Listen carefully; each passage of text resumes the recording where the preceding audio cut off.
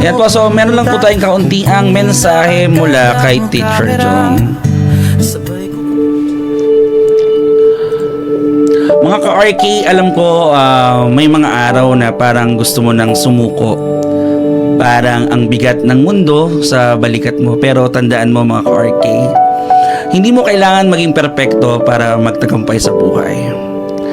Ang malaga ay ang puso mo, ang pangarap mo, at ang tapang mong magpatuloy kahit mabagal. So kahit maliit ang hakbang, malaking tagumpay yan. Walang sino man ang perfect sa mundong ito, kaya huwag kang matakot magkamali.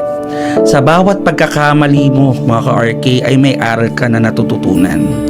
So sa bawat pagkabigo, may lakas kang nabumaang. Kaya mga ka-RK, kapit lang, patuloy kang mangarap, patuloy kang lumaban, kasi hindi ka nag-iisa.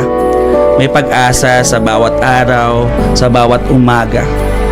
Tiwala lang sa sarili dahil ikaw ay mahalaga at kaya mo yan. At andyan ang ating Panginoon na lagi para sa atin. Amen mga ka-RK. Ayan. Ayan. So mensahe yun mula kay Teacher Jong.